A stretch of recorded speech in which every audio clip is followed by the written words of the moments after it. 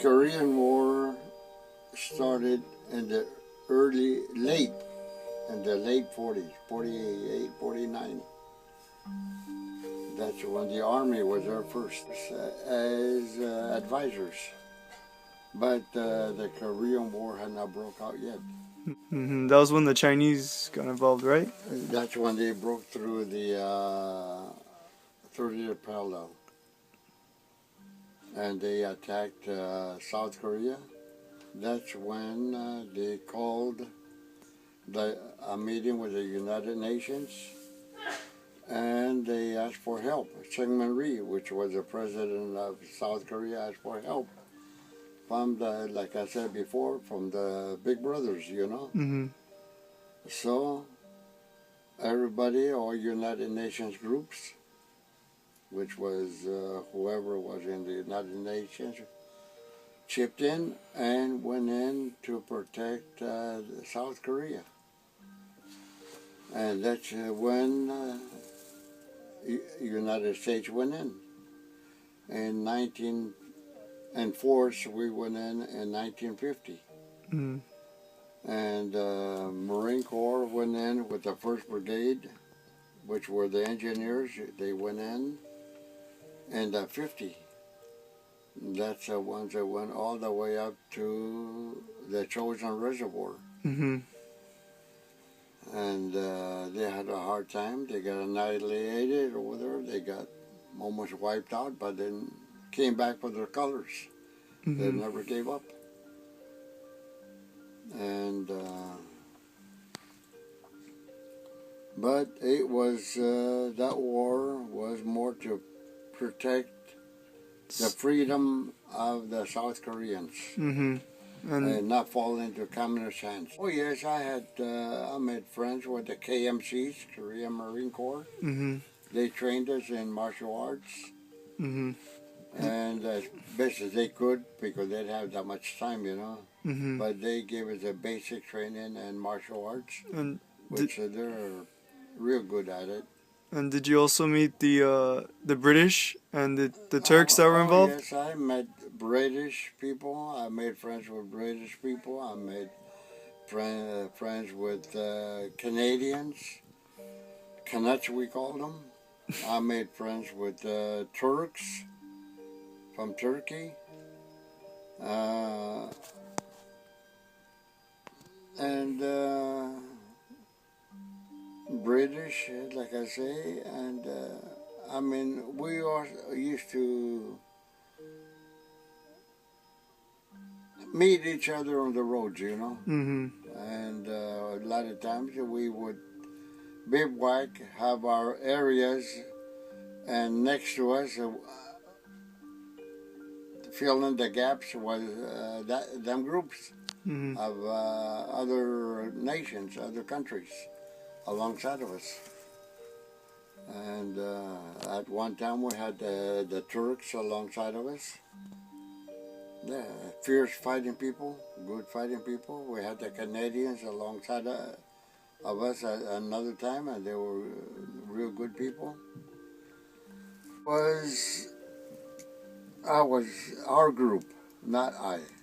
Mm-hmm. Our group, our company, George Company, 1st Marines.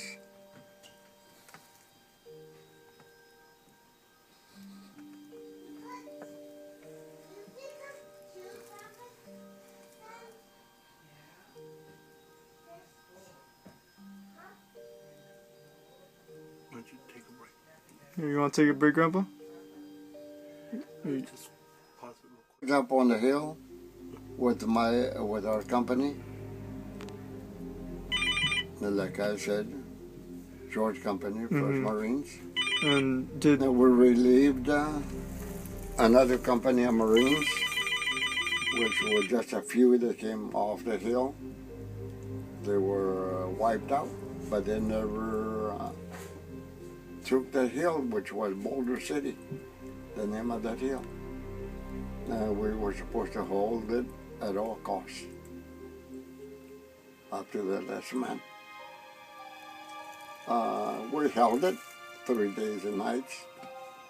The 3rd night, they overran us. but they never took it. The ceasefire, a spotter plane came overhead, dropping leaflets that morning around 9 o'clock or 900, dropping leaflets saying to ceasefire. Loudspeakers came on saying ceasefire. The war is over. And it was like a nightmare. It was like a nightmare. Couldn't believe it, you know. The minute before that, we were fighting for our lives. They were fighting for their lives too, the Chinese, whoever they were. And the next minute, we're told to not fire no more. We're told to come above, what we call above, get up on top of the trench lines where we could be seen, drop our weapons. Hey, that weapon is your life. You didn't drop it. But we were ordered to drop them. Everybody was, even the enemy, you know. And we came up above, and all the way around us, all around us were nothing but, we were encircled already. Another hour, and I don't think I would have been here. But they were kids like us. Did you ever 18, 19, 20-year-olds, and a lot of them knew broken English. They were educated, young men, you know. did you ever talk to any of them? Huh? Did you ever talk to the Chinese after the ceasefire? The enemy. Yeah. The enemy, yes, I did. Yes, I did. And it's nothing to brag about. I don't brag about it, but it was survival. You had to fire, you had to bring that man down, or he'd be you. Mm-hmm. And yes, I did. And I mean, you become, I was called back here in stateside by some people that I was a murderer, that I was a criminal, because I kill human beings. Hey, it was either that man or me, you know? Mm-hmm. We were not criminals. We were paid to do a job. We were trained to do a job, and we done it the best we could. And I don't consider myself a criminal because I persevered, because I protected my buddies, I protected my own life, I helped protect our position. I mean, I don't see why people are negative, that we are murderers, that we are criminals. It's a war, and people are backing us up. Back here in the States, they're paying taxes to keep that thing going.